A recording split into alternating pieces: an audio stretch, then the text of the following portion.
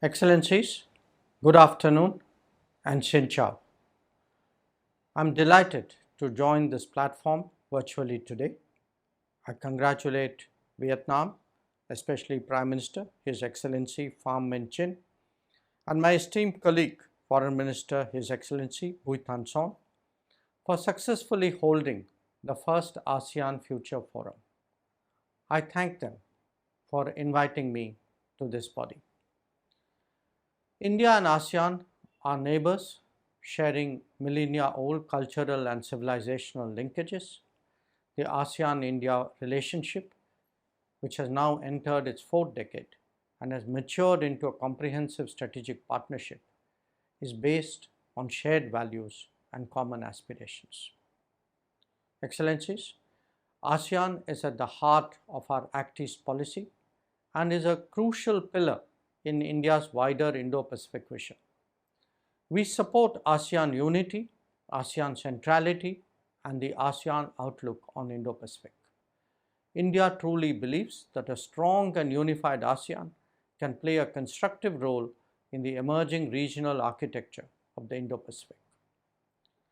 The synergy between India's Indo-Pacific Oceans Initiative, IPOI, and the ASEAN Outlook on Indo-Pacific, AOIP, that is reflected in our ASEAN-India Leaders' Joint Statement, provides a strong framework for cooperation, including in addressing challenges to comprehensive security.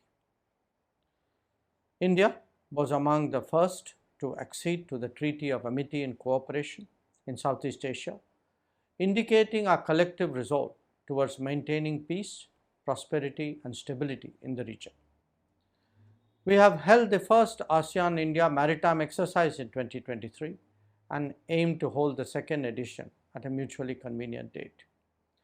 Our recent operations in the Red Sea have rendered protection and support and evacuation of crew, including of ASEAN member states.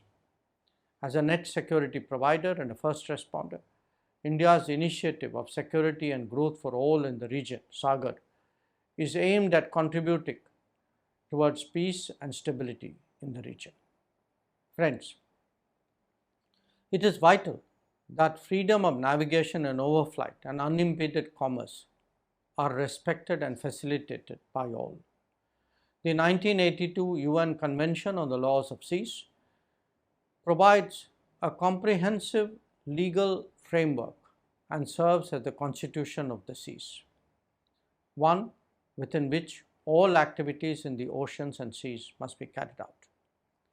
Upholding the UNCLOS is a common and collective endeavor, besides our efforts towards mitigation, adaptation, and response capacities to deal with the impact of climate change and disasters, and global challenges such as transnational crimes, terrorism, cyber attacks, human trafficking, and health and food security. The digital era and increasing use of artificial intelligence have resulted in a premium being put on trust and transparency, affecting our concept of security. There is a growing recognition globally that over-concentration of manufacturing and technology is creating both supply-side risks as well as the possibility of leveraging by some in the wake of natural calamities. We all had experienced this during the COVID pandemic, and all of us have learned important lessons from it. We must strive towards diverse, secure, transparent, and resilient supply chains. India and ASEAN member states are also working together under various sub-regional mechanisms, namely the Mekong-Ganga Cooperation, the Indonesia-Malaysia-Thailand Growth Triangle, and the BIMSTEC. I would like to mention here that Quad leaders have also been consistent in extending their unwavering support for ASEAN centrality and unity.